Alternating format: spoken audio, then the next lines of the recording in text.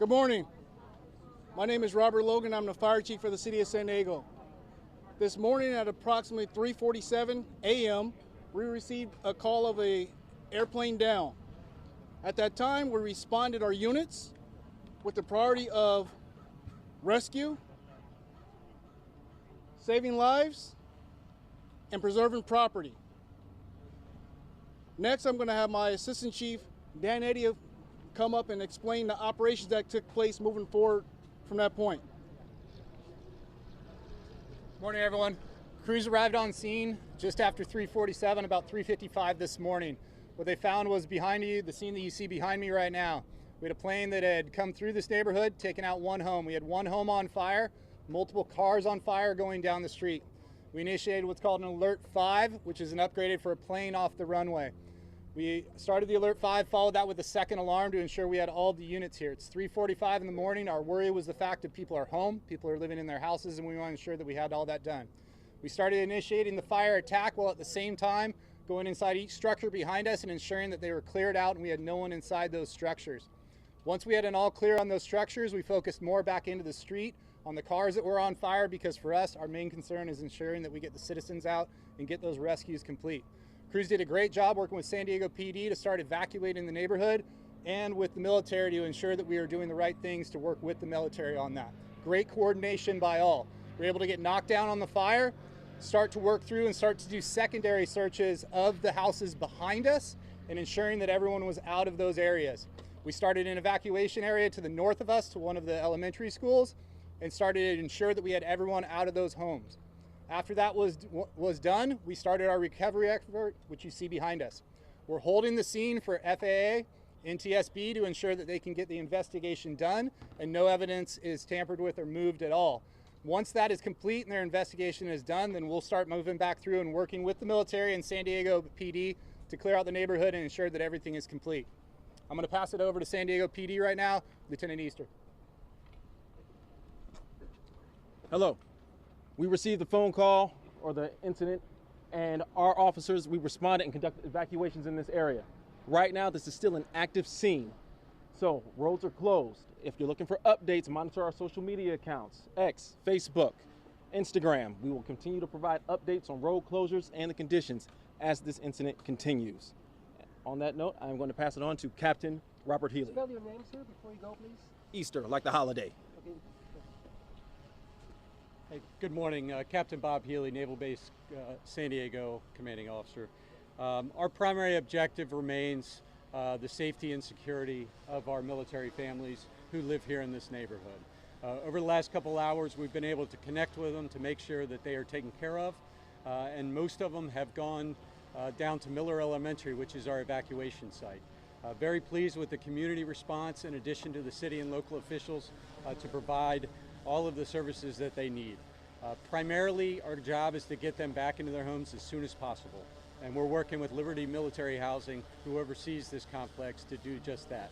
Hopefully, we expect people outside of this general area to get in by tonight, and then certainly this area will be down for some time based on NTSB investigation. We have continued to communicate through our Family Information Call Center at 844-523-2025. Liberty Military Housing has also released red flag messages to the families so they have the latest and greatest information. The base continues to message via our internal communication system as well as social media. Again, just want to thank the local community for supporting the military families and everyone for all that you've done. With that, I want to turn it over to Councilmember Campillo. Good morning, everyone. My name is Raul Campillo. I represent City Council District 7, which includes the Tierrasanta neighborhood and Murphy Canyon neighborhood. San Diego is home to one of the largest installments of United States military active service members and veterans. And in this particular neighborhood, we had dozens of active duty families that are suffering, that suffered some injuries, and their homes have been destroyed. But the city of San Diego, our employees, along with the military and the school district, have been well coordinated from the early morning until now, and we will be throughout the rest of this tragedy. With the very sad loss of life from the plane, we know that there was many miracles and many heroic actions from our police department, from our firefighters and the military members themselves. I heard stories over at the school just near us about military families helping military families out of their home, jumping out of windows, avoiding fire. These are families that San Diego values, we're proud of, and we're going to continue to support these military families who are from all over the country but live right here in San Diego. As you can see, the damage behind us is incredibly significant, was life-threatening, and thank God nobody on the ground was killed.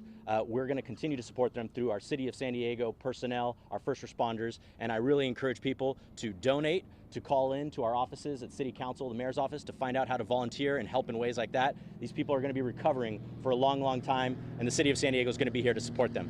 Thank you for being here, and I know we're going to take some questions. Okay, yeah, just a few questions. Yes, I have a question regarding the recent tweet from the San Diego Police Department. It says that there are 2 dead now and 8 injured. Can you confirm that? And are the 2 dead from the plane? So that is what we have at this time. That's what we release. And yes, that's why we put that out. So that can be confirmed at this time. That is the latest update. There will be a press release that will come out later on with that information as well. Can you say that again? Can you repeat that? So to confirm 2 dead at this time, and what was the rest of that? And I'm sorry, 8 injured? Yes, confirmed 2 dead and 8 injured at this time. We've lost 2 souls. And who of those, who was on the plane, who was on the ground? That is still under the investigation at this time. Do you know how many people were on the plane? We're still discovering that. And the people are injured? What are the state of these people that are injured? Critical state, minor injuries? Right now, they're still being evaluated. I can step in on that. Oh, okay. Thank you. On the injuries that we had the 2 confirmed fatalities right now. We do have 6 that were injured. 1 was transported of the 6. The other 5 had minor injuries, were treated on scene and released on their own. So right now, that's what we have right now. The investigation is behind me on the fatalities is still going through. Were all the deaths on the plane? At this time, we don't know because we still have to identify who we have on the fatalities right now. But on the plane itself, that's what we'll do. That's why NTSB is here, working with other federal agencies to identify who's on the plane. Were the injuries all who were on the ground? Some of the injuries were people that were on the ground. All the injuries that we treated were people that were treated at the evacuation center. There was no one transported from scene. I can tell you this, the military families did a phenomenal job as firefighters were getting on scene to help one another, get people out of houses and going. I cannot commend them enough for what they did on scene. For us on scene, we did not transport anyone off the scene. Everything was done at the evacuation centers for any of the medical needs that were done. Can I just clarify? 1 person was transported, minor injuries was transported from the evacuation center. So, sorry, can I just clarify on the numbers real quick? Because we have, like you said, 2 dead, and then there's been varying numbers with the injured. So Yeah. if I understand it, it's 5 people were taken for, I was told, smoke inhalation to the hospital, and then we have someone who was injured climbing out of a window. So that would be 6, and then 2 people treated for very minor injuries at the scene. So that would make it 8. Is that correct? Yes, I'm sorry. It is 8 total. I was thinking 8 in my mind of the 2 fatalities that were in there with the other one. So yes, it is 8 total on there. Sir, for those of us that are out of town, Can can you explain to us a little bit about the community here? Is this temporary housing for the military families, or is this permanent housing for them? So this is permanent. Yeah, if you want to say what they are. Yeah, great question. So this is a military family housing neighborhood, and we have over about 2,300 family homes that are here in San Diego, and they work at various installations around the Metro San Diego Are they region. temporary housing for them, or they? Well, they are here as long as they're stationed here in the San Diego area, so it could be a year to many years. Can we get confirmation on those numbers again? Yes, How please. accurate and how it is, because Yeah. the agencies got mixed up. So how about this? What number did you just say right there? Well, I don't want to. Yeah, I know, that's what I'm saying. That's okay. All right, so we had 8 injuries and we had 2 fatalities is where we're currently at right now. So 8 injured, 2 fatalities. 1 of those injuries was transported. That's our current numbers. We're still assessing. Our main goal as the fire department, especially with the evacuation center, as people who moved here, it could be hours later that people start feeling symptoms or start feeling what they're doing. So we have EMS teams with them the entire time. So that number could change as the day goes on too. There could have been something in the last 2 minutes as I walked up here. But in this current point right now, what we're going to do is follow those individuals that have been evacuated and make sure that everybody's okay throughout the whole thing. Where's the NTSB here? Do you know? The NTSB, I believe, is en route right now. FAA is currently investigating behind us right now as they're walking through the scene. How many homes were destroyed? How many homes were actually destroyed? So the one permanently destroyed is this one right here behind us. We have damage to multiple homes down to the west of us on the street. That damage will be assessed. Our main concern on that damage, I don't know the full extent of the damage because our job is to preserve the scene so NTSB can come in and do the investigation. We removed everybody from the scene, blocked it off right now. We will have better numbers on the full damage of homes after NTSB comes in and starts doing their investigation. It is just this block right now, but we have a large debris field that covers multiple streets. There was dense fog this morning. What do we know? There's a clipped power line that's being reported. What do we know as this plane was landing toward Montgomery? So as I came in this morning, when I came in this morning at about 4 o'clock, there was very dense fog as we came in. And some of the individuals are here were the same time. It was dense fog throughout the whole plateau that we had up here. We do have a clipped power line behind us. NTSB and FAA are looking into that to see if that was part of the problem as it came in. They will have a better understanding of that as they do the investigation. Where are the military families going to be staying in the meantime? I know that you guys had mentioned they might be able to come back as early as today, but where are they going to be staying, especially in this destroyed home? Yeah, we are actively working with all military families affected, specifically within this region, because they may be out of their homes for a while. So we're actively collaborating with Liberty Military Housing, as well as the Red Cross and others down at Miller Elementary to put them in proper lodging overnight. So that may be hotels. Some of them have chosen to stay with family and friends, so there's a lot of different options. But we will ensure that they have proper lodging tonight and all the support they need. And the Navy will be footing that bill for them, or Liberty Housing? We will properly care for them. Yes, ma'am. Is this Navy-owned property, or is that correct to say? No, it's San Diego jurisdiction here. Okay, so but it's Navy-owned housing. Correct. Okay. Yeah. For San Diego Fire, about the airplane, there was a lot of talk. It was from the Midwest. Can you share what you've learned about the plane itself and possibly the people aboard? No, all we had was that it was launched out of the Midwest and was here for San Diego. The FAA or NTSB might have more factual information. I don't have a wing number or any of those other things that are on there. What we know is it was launched from the Midwest, was en route to here, and then we got the call at 3:45 in the morning. How many was Montgomery Field closed at that time? I mean, air tower control? Air tower was controlled, but they have the ability to come in with it being closed by being able to radio in and open up the lights on the runway. There's a report that the weather system was not working, and the air traffic control told the pilot coming in that it wasn't working. Have you heard that? Do you know anything about that? I know nothing about that. I know the rescue side of it, and we came through. Hopefully FAA or NTSB will have that answer for you. Do you believe that anybody on the plane survived? I don't know on that point right now. I can tell if you look behind me right now, I don't know on that point, but no, I don't believe so. How many passengers of the victims so far? No, I don't. How many of the injured are from this house? Any of the injured are from this house behind. I can't really say if they're injured from this house behind. I have to keep that private. Were all of the homes occupied? I believe all the homes were occupied. We did searches of every single home as we came through. This military housing area that is here is constantly occupied all the time. It's a very busy area, but I believe all of them were occupied. How many passengers aboard the plane? We don't know how many passengers. I don't know. If you look at the path that it took behind me here, you can see that its trajectory came through this direction, took out the front of that house, and it ended up here to the right behind me. When I walked around, I didn't find any big body of the plane. I saw like a little bit of fiberglass over there on Santos Street, and then of course this panel out here. But is there any other part of the plane that what parts of the plane are still out here? There's plane everywhere. Our debris field is very large. That's why we have multiple blocks that are blocked off right now. As you guys would expect, when you have something that large coming in with that amount of speed, we're going to have a lot of throw that goes every which direction. Our goal with this is to fly our UAS, which you saw, which are unmanned aerials, over the top, to ensure we're looking over the tops of the houses. We're looking everywhere in our neighborhood for any type of debris. I can't give you a field because we're still searching ourselves to find out what that footprint is. So you don't know if there's a big part of the body that's out there somewhere? That's not for my investigation. We're just looking through it and seeing. Can you tell us how dangerous it was with that jet fuel? And also, I believe you have one vehicle that firefighters couldn't put out. I don't know if that was an electrical vehicle. Can you just tell us the challenges you faced? Yeah, so challenges on scene like this are just like anything else. They're incredibly dynamic, right? As we're coming in, we have a plane that has crashed into a residential area. So our goal on this is we treat this a lot like a wildfire. We're going to division it off. We're going to section it off. We're going to send multiple units to different areas. We're actually going to throw the world at this too. We're going to bring every medical unit that we can and every engine that we can because we want to ensure the safety of the citizens that are here, right? When crews first got on scene, we had multiple cars on fire. We had the house on fire behind us as it was going down the street.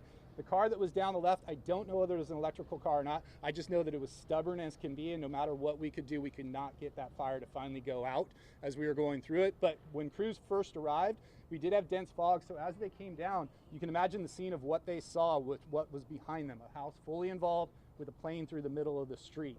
So it was, I commend the crews, I commend the fire department, the police department, the military that came out here, the citizens themselves too, because anybody, it's tragic to see that behind you. Whether you're involved in it, and I feel for the people that are in the plane that had, that were a part of this, but whether you're involved in it or not, just normal citizens that are here, they're gonna remember this the rest of their lives, but they did what they always do. The citizens of San Diego are amazing. They came out and covered for one another and took care of one another. How many families were evacuated? I don't know how many families were evacuated right now. We can get you that number lately. Can you describe what it was like for first responders when they first got here, and what was their priority as soon as they got to the scene? So our main goal when we are on scene is life.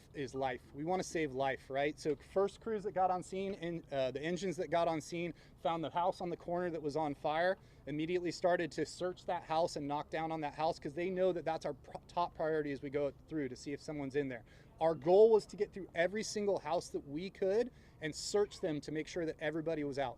Once we were confident in every single one of those houses being cleared, then we focused back into the middle of the street and started focusing on the cars, property, right? Life is our #1 priority, so we're gonna go for those first and ensure that we have any sort of rescues that we need to initiate and get them out.